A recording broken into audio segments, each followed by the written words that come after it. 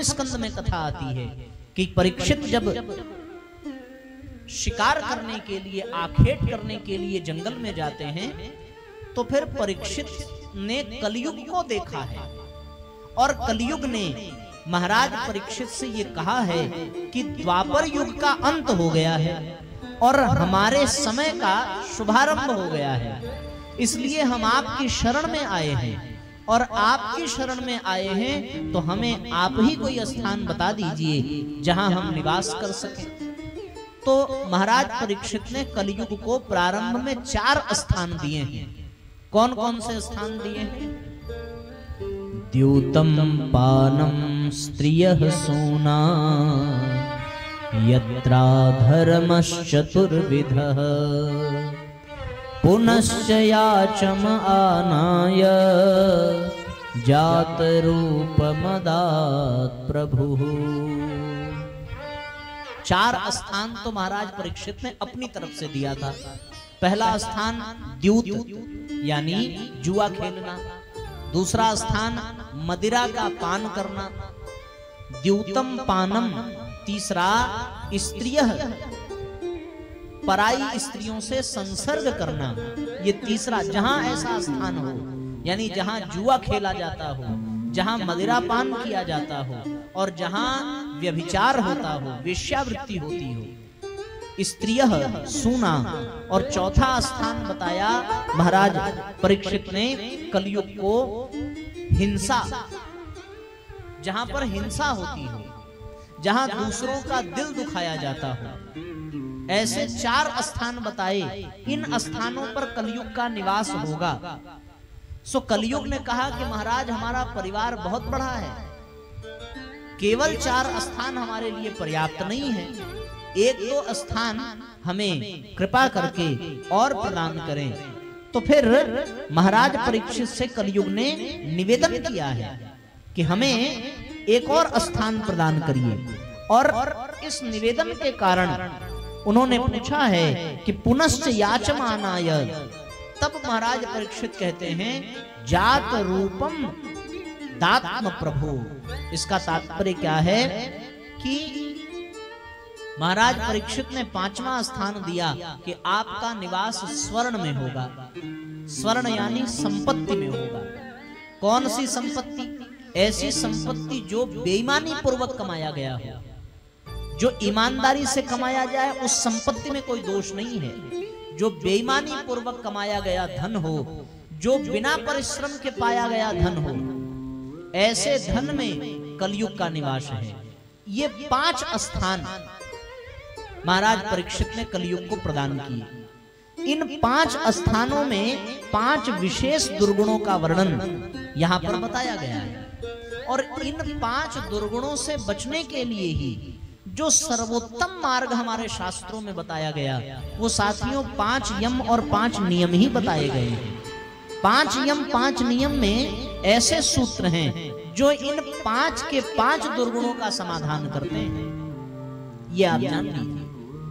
और कितना सुंदर संकेत है साथियों कि जब हम लोग धुंधकारी की कथा सुनते हैं कि वह धुंधकारी जो नाना प्रकार के कुकर्म करने के कारण प्रेत योनि में पहुंच गया, उस धुंधकारी को 5 वेश्याओं ने पकड़ करके बांधा और लूट करके वो भाग गई। ऐसा वर्णन आता है कि धुंधकारी गृहे तिष्ठ पंच पण्यवधू व्रतः। 5 वेश्याओं ने धुंधकारी के घर में धुंधकारी को बांधा है। और अत्युग्र कर्म करता च तत्पोषण विमूढ़ती ही। इसका तात्पर्य क्या हुआ? इसका तात्पर्य अब संतजन इसकी व्याख्या करते हैं कि वो जो 5 वेश्याएं हैं जो धुंधकारी को बांध करके उसका स्वर्ण लेकर के भाग जाती हैं और उसकी हत्या कर देती हैं, ये 5 वेश्याएं कौन हैं? ये 5 वेश्याएं वास्तव में ये 5 दुर्गुण ही हैं। कौन कौन से दुर्गुण? द्यूत यानी जुआ खेलना, यानी धोखा देना, यानी असत्य बोलना। दूसरा पान यानी मदिरा का पान करना, ये दूसरा दुर्गुण। और तीसरा बताया पराई स्त्रियों पर कुदृष्टि रखना।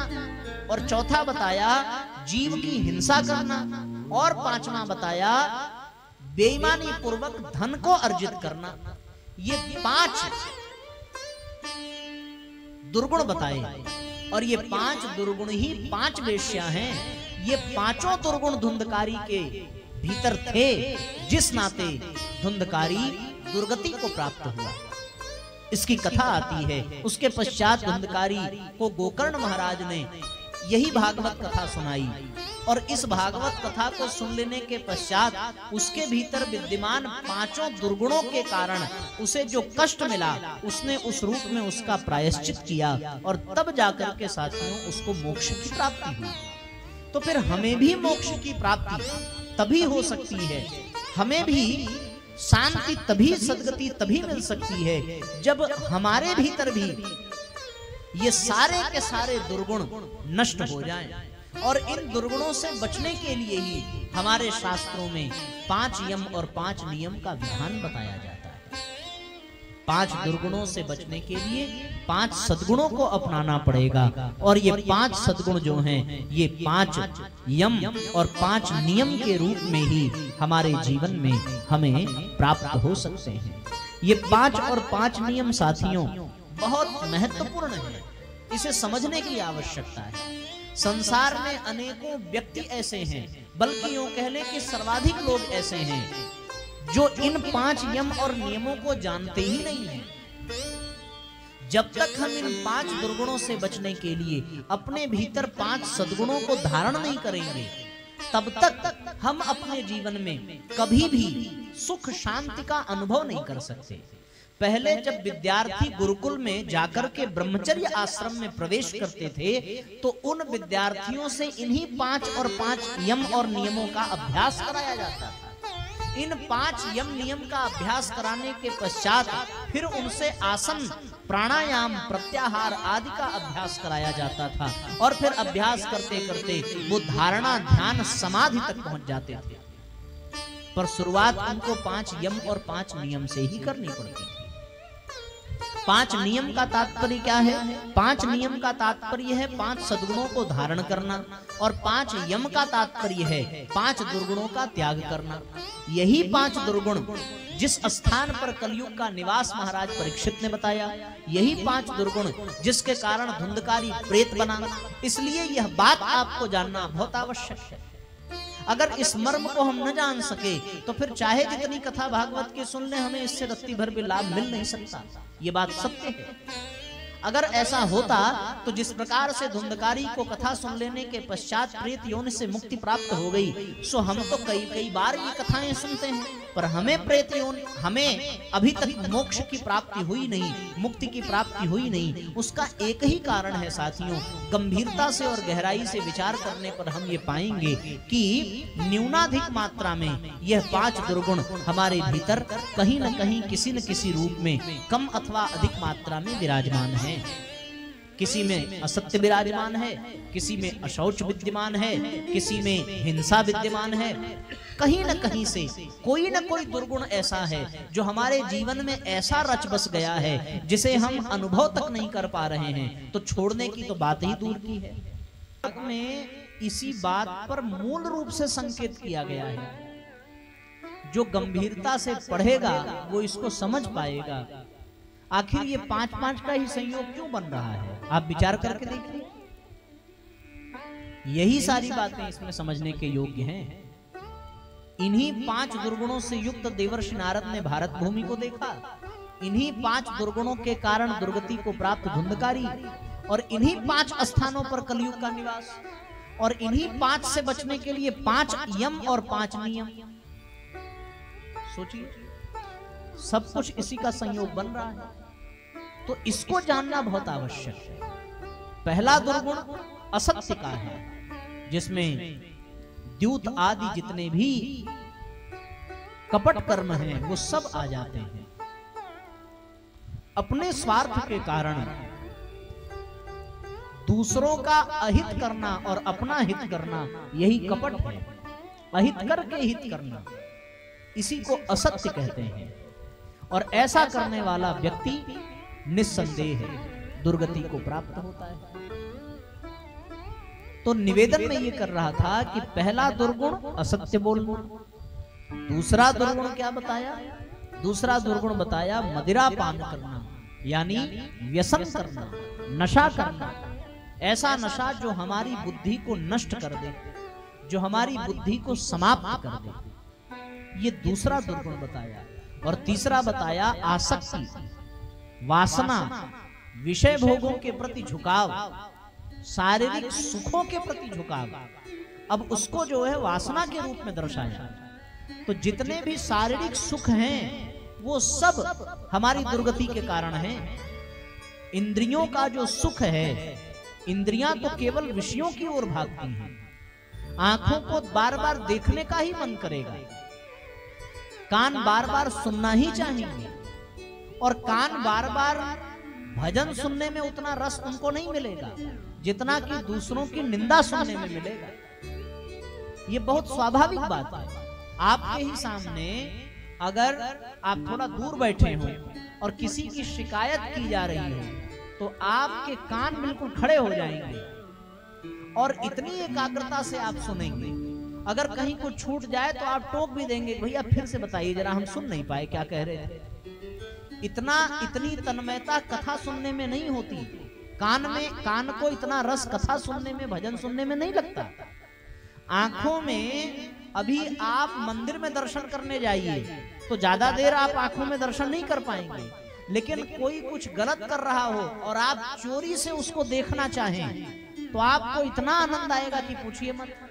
आंख की पलक झपकाना आप भूल जाएंगे, इतना आनंद आएगा। जीभ है, जीभ को अस्वाद कुछ खिलाया जाए तो इसको कभी नहीं भाएगा, लेकिन आप स्वादिष्ट खिला दीजिए तो जीभ तो कभी आज तक जीभ थकी क्या स्वाद लेते लेते। पेट भर जाए, पेट फट जाए, इससे जीभ को कोई मतलब नहीं है। जीभ ने कभी मना नहीं किया, उसको तो अच्छा ही लगेगा।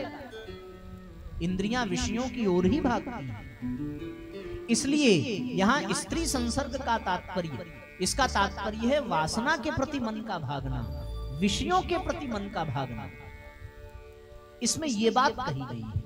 और ऐसा कहने के कारण सार यही है कि हमारे भीतर जो भोगासक्ति है, जो सांसारिकता है, जो शारीरिक कामनाएं और वासनाएं हैं, यही तीसरा दुर्गुण बताया गया है। और चौथा बताया जीव हिंसा।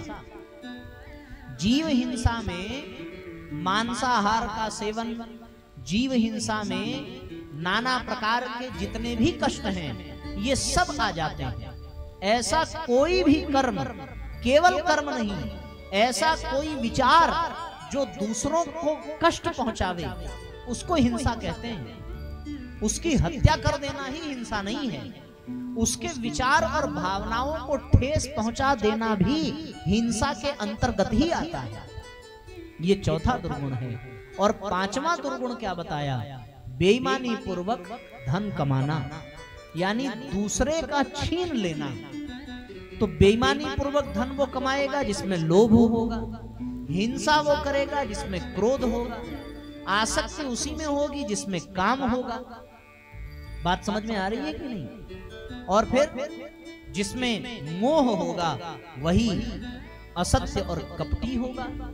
तो कुल मिलाकर के ये सार संक्षेप ये है कि यही पांच दुर्गुण, काम, क्रोध, लोभ, मोह, मत्सर, मद, यही जो विकार हैं, इनमें ही कलयुग का वास है। जो व्यक्ति इन विकारों से मुक्त हो जाता है उस पर कलयुग का कभी कोई प्रभाव नहीं पड़ता। फिर उस पर कथा का सकारात्मक प्रभाव होने लगता है और उसके जीवन में कथा का असर पड़ने लगता है, उसके जीवन में सारे विकार मिट जाते हैं। आपने बहुत प्यारा गीत सुना।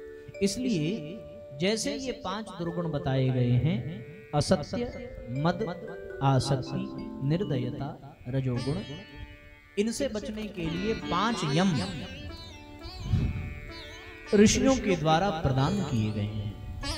5 यम कौन कौन से हैं? पहला है अहिंसा, दूसरा है सत्य, तीसरा है अस्तेय, चौथा है ब्रह्मचर्य और पांचवा है अपरिग्रह। ये 5 यम बताए गए हैं। पहला अहिंसा, और यहां 5 दुर्गुणों में हिंसा भी एक दुर्गुण है। उससे बचने के लिए जीवन में अहिंसा को धारण करना पड़ेगा। उससे बचने के लिए। अहिंसा को अपना कर ही हिंसा से बचा जा सकता है। दूसरा बताया कि यहां पर असत्य बोलना यानी जुआ खेलना द्यूतम। असत्य से बचने में 5 यम में से एक यम है क्या? सत्य का आचरण करना, सत्य का पालन करना। ये दूसरा सूत्र है 5 यम में। तीसरा बताया स्त्री संसर्ग बहुत बड़ा दुर्गुण है, यानी विषय भोग यानी वासना। उसके लिए 5 यम में बताया ब्रह्मचर्य। ब्रह्मचर्य का संकल्प करने वाला विषय भोगों से मुक्त हो जाता है, क्योंकि वो ब्रह्मचर्य ब्रह्म में विचरण करता है। ये तीसरा। चौथा बताया बेईमानी पूर्वक धनोपार्जन करना। उसके लिए इसमें क्या बताया गया? उसमें बताया गया अपरिग्रह, अपरिग्रही बनना अर्थात संतोषी बनना। संतोषम परमम सुखम, ये चौथा सूत्र बताया। और फिर उसमें बताया एक और दुर्गुण व्यसन, अभिमान। और इसमें बताया गया अस्तेय। इन 5 गुणों को अपना करके ही हम कलयुग के 5 दुर्गुणों से बच सकते हैं। अब हम सारे 5 यम और 5 नियम सबकी व्याख्या एक दिन करने लगेंगे तो बहुत समय लगेगा। इसलिए आज जैसी परिस्थिति बनी है, यद्यपि हमने ये सोचा था कि आज इस विषय की पूर्णता हो जाएगी, इसलिए अब हम अपनी योजना में थोड़ा सा परिवर्तन करते हैं। और आज तो 2 दिन बीत ही गया, अब केवल आज के बाद कितना दिन बचा? मात्र 5 बचा। और ये 5 दुर्गुण हैं, 5 यम, 5 और नियम हैं। तो इन 5 को रोज एक एक यम नियम की हम व्याख्या करते चलेंगे और आप लोग रोज इनका एक एक नियम और यम का व्याख्या सुनेंगे। तो प्रारंभ के 15 से 20 मिनट इसकी व्याख्या में जाएगा और शेष जो समय होगा उसमें हम भागवत की अन्य अन्य प्रसंग और भगवान की अन्य अन्य लीलाओं का भी रसपान करेंगे।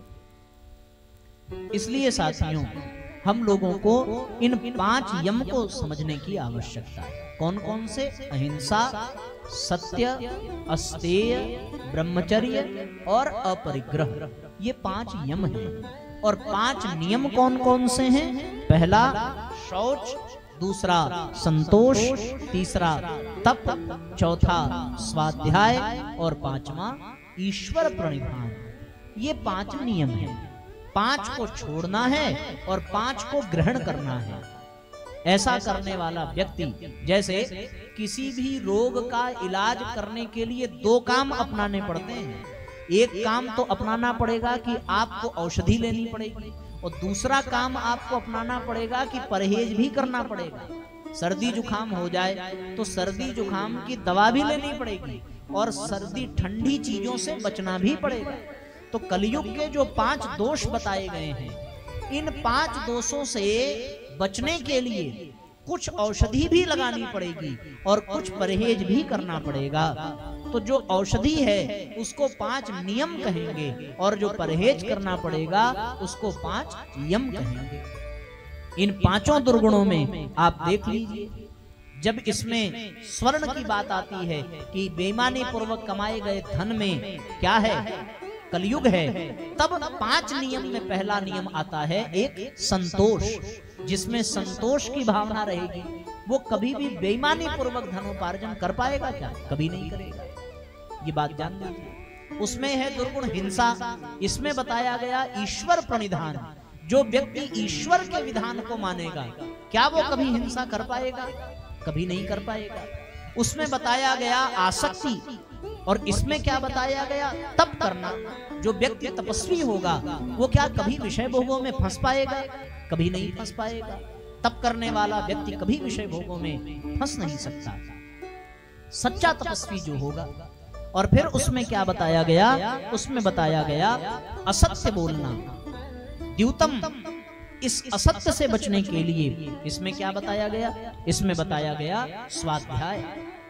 असत्य से वाणी का तप नष्ट होता है और स्वाध्याय से वाणी तपहपूत बनती है। स्वाध्याय करने वाला व्यक्ति कभी भी असत्य नहीं बोल सकता। स्वाध्याय करने वाला व्यक्ति निस्संदेह सत्य का ही आचरण करेगा, सत्य का ही व्यवहार करेगा।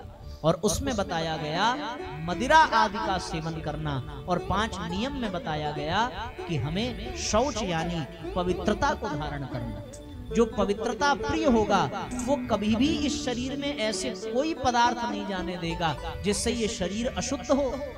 गुरुजी कहते हैं कि शरीर को भगवान का मंदिर समझ करके उसमें आरोग्य की रक्षा करना, किसके द्वारा? आत्म संयम द्वारा और नियमितता द्वारा। तो कितना सुंदर संयोग बन रहा है, बस आप ध्यान पूर्वक सुनिए। कलयुग के 5 दोष, इन 5 से बचने के लिए 5 परहेज और 5 औषधियां। 5 परहेज कौन से? 5 यम, और औषधियां कौन सी? 5 नियम।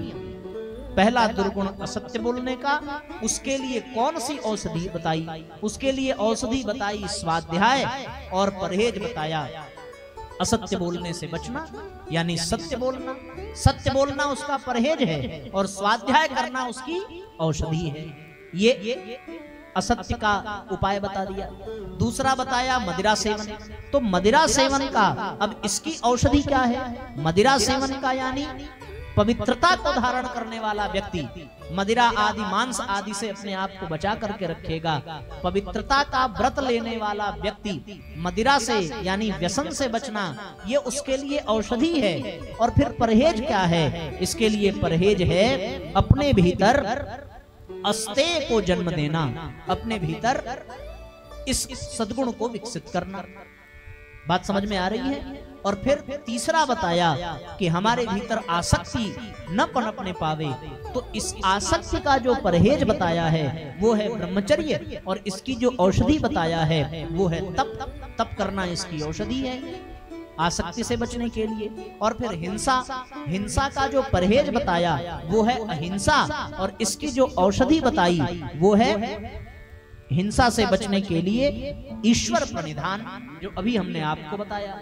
और फिर 5वां बताया बेईमानी पूर्वक कमाया गया धन, तो इसके लिए बताया गया, इसका जो परहेज बताया वो है अपरिग्रह, और इसके लिए जो औषधि बताई है वो बताया गया संतोष।